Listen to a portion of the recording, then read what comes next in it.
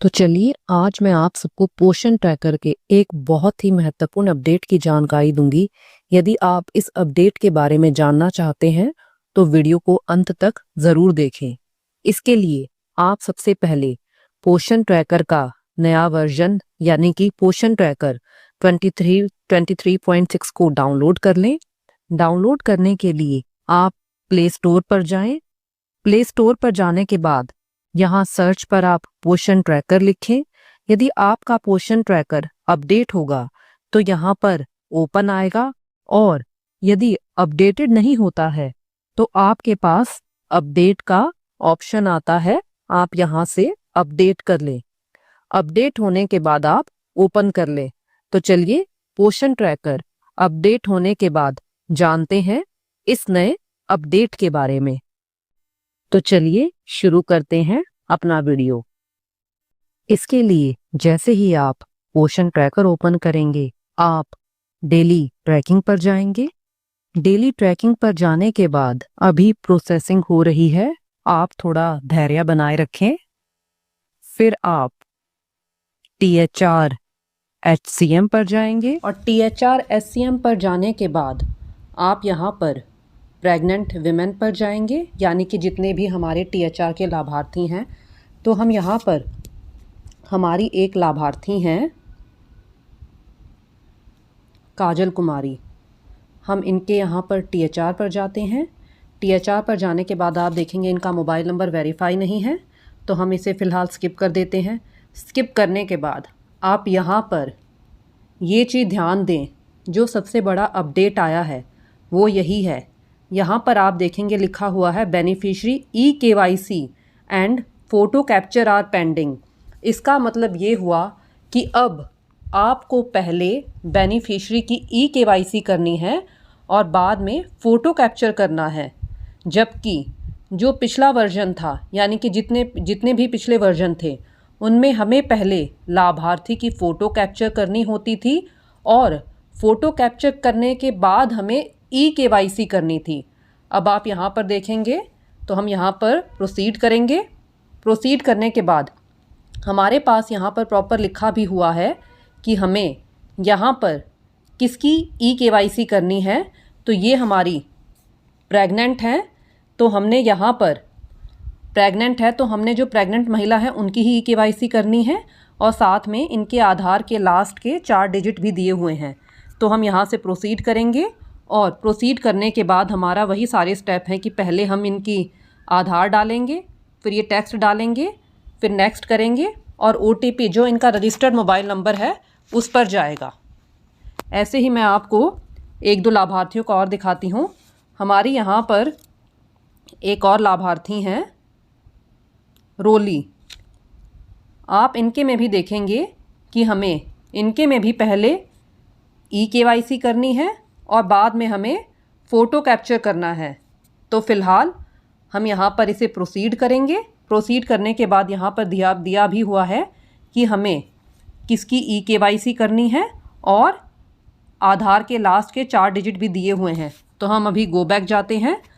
अब आप यहाँ पर मैं आपको लैक्टेटिंग में बताती हूँ 2-3 का।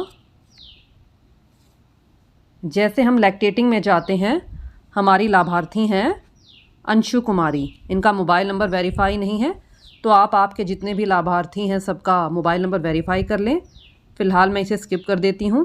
स्किप करने के बाद आप देखेंगे कि यहाँ पर दिखा रहा है कि हमें बेनिफिशरी की eKYC कंप्लीट करनी है। तो हम यहाँ प्रोसीड पर जाएंगे, और प्रोसीड पर जाने के बाद आप देखेंगे कि यहाँ पर दिया भी हुआ है कि हमें किसकी eKYC करनी है। यहाँ पर अंशु कुमारी लैक्टेटिंग है और आधार के लास्ट के 4 डिजिट भी दिए हुए हैं। तो हम फ़िलहाल गो बैक जाते हैं। फिर हम यहाँ पर एक और लाभार्थी हैं आरती, THR पर जाएंगे। इनका मोबाइल नंबर वेरीफाई नहीं है, तो फ़िलहाल स्किप कर देंगे। स्किप करने के बाद आप देखें इनके में भी वही दिखा रहा है कि beneficiary eKYC and photo capture are pending. तो अब हमने पहले लाभार्थी की eKYC करनी है और बाद में फ़ोटो कैप्चर करना है। तो फ़िलहाल हम इसे स्किप कर देते हैं। अब मैं ऐसे ही आपको 6 मंथ टू 3 ईयर के कुछ बच्चों का दिखा देती हूँ। 6 मंथ टू 3 ईयर में हमारे एक बच्चे हैं अंश। यहाँ पर THR पर जाएंगे, मोबाइल नंबर वेरीफाई नहीं है तो फ़िलहाल स्किप कर देंगे। स्किप करने के बाद यहाँ पर हमारे 6 मंथ टू 3 ईयर के बच्चों में आपको पता ही है कि या तो हमने पेरेंट का फ़ोटो कैप्चर करना है या गार्जियन का। तो यहाँ पर पहले हमने eKYC करनी है, फिर बाद में हम फ़ोटो कैप्चर करेंगे। तो प्रोसीड पर जाएंगे। प्रोसीड पर जाने के बाद आप यहाँ पर देखेंगे कि प्रॉपरली यहाँ पर दिया भी हुआ है कि हमने किसका किसकी पहले eKYC करनी है और फेस कैप्चर करना है। ये बच्चा माता के आधार से ऐड है, तो यहाँ पर माता का नाम भी दिया हुआ है और साथ में माता के आधार के लास्ट के 4 डिजिट भी दिए हुए हैं। तो आप इस बात का ध्यान देंगे कि आपने इसमें इन्हीं की eKYC करनी है पहले और फेस कैप्चर करना है। हम गो बैक जाते हैं। मैं आपको ऐसे ही 1-2 बच्चों का और दिखा देती हूँ। जैसे हमारे यहाँ पर एक बच्चे हैं अतुल यादव, यहाँ पर इनका मोबाइल नंबर वेरीफाई नहीं है तो हम स्किप कर देंगे। स्किप करने के बाद आप देखेंगे कि इनके भी पेरेंट की eKYC भी नहीं हुई है और फ़ोटो कैप्चर भी नहीं हुआ है। तो हम प्रोसीड करेंगे। प्रोसीड करने के बाद हम यहाँ से फिर प्रोसीड करेंगे। यहाँ पर लिखा हुआ है कि हमें eKYC करने के लिए क्या क्या चाहिए। पहले हमारे पास आधार कार्ड होना चाहिए और बेनिफिशियरी फ़ोन हैंडी, कि बेनिफिशियरी का फ़ोन पास में होना चाहिए ताकि OTP साथ के साथ चला जाए। हम अब यहाँ से प्रोसीड करेंगे। प्रोसीड करने के बाद ये बच्चा मेरा खुद के आधार से ऐड है, इसीलिए यहाँ पर ये 3 ऑप्शन आते हैं, मदर, फादर, गार्जियन। यदि बच्चा माता के आधार से ऐड होता तो हमारे पास प्रॉपरली जैसे पिछलों में ऑप्शन आया था, सीधा माता का ही नाम आता और उनके ही आधार के लास्ट डिजिट आते। अब यहाँ पर ये बच्चा मेरा खुद के आधार से ऐड है, इसीलिए मेरे पास यहाँ पर ये 3 ऑप्शन आए हैं, मदर, फादर, गार्जियन। आप इनमें से जिसके थ्रू बच्चे की eKYC करना चाहते हैं, eKYC और फेस कैप्चर करना चाहते हैं, आप उनको सिलेक्ट करेंगे। फॉर एग्ज़ाम्पल यदि आप माता के आधार से इनकी eKYC करना चाहते हैं तो आप मदर पर सिलेक्ट करेंगे, मदर का आधार नंबर डालेंगे और फिर आप प्रोसीड कर देंगे। यदि आप फादर के थ्रू इनकी eKYC और फेस मैच करना चाहते हैं तो आप फादर पर जाएंगे, फादर के आधार नंबर डालेंगे और फिर आप प्रोसीड करेंगे। और यदि गार्जियन यानी कि दादा, दादी, नाना, नानी या अन्य कोई जो भी गार्जियन हो, आप यदि उनके थ्रू बच्चे की eKYC करना चाहते हैं तो आप यहाँ पर उनका आधार नंबर डालेंगे और उनकी ही eKYC करके उन्हीं का फेस कैप्चर करेंगे। आप इसमें इस बात का विशेष ध्यान रखेंगे कि आप इसमें जिसकी eKYC कर रहे हैं उन्हीं का आपको फेस कैप्चर करना है।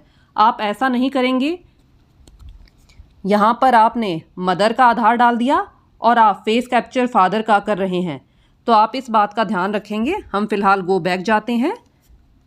गो बैक जाने के बाद हमारे एक और बच्चे हैं आयुष, यहाँ पर इनका मोबाइल नंबर वेरीफाई नहीं है तो हम स्किप कर देते हैं। स्किप करने के बाद इनके में भी वही आ रहा है कि beneficiary, parent, guardian, eKYC and photo capture are pending. तो हम प्रोसीड करेंगे।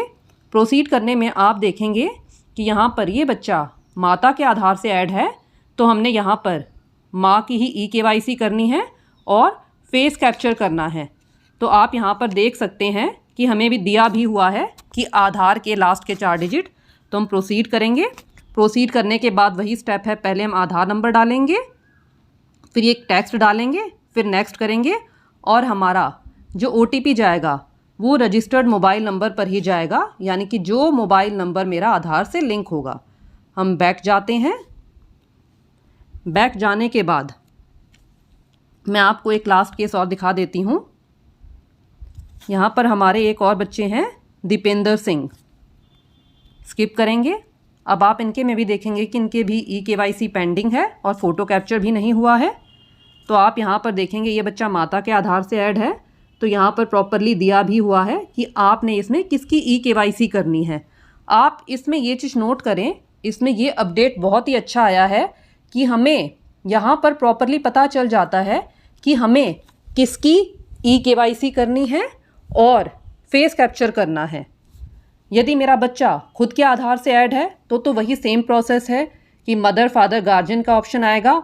और यदि बच्चा माता या पिता के आधार से ऐड है तो हमारे पास प्रॉपरली जब हम eKYC के लिए प्रोसीड करते हैं तो अब प्रॉपरली हमारे पास पेरेंट का नाम आ जाता है और आधार नंबर भी आ जाता है कि आधार के लास्ट के 4 डिजिट, ताकि हमें ये पता रहे कि हमें किसकी ई-केवाईसी करनी है।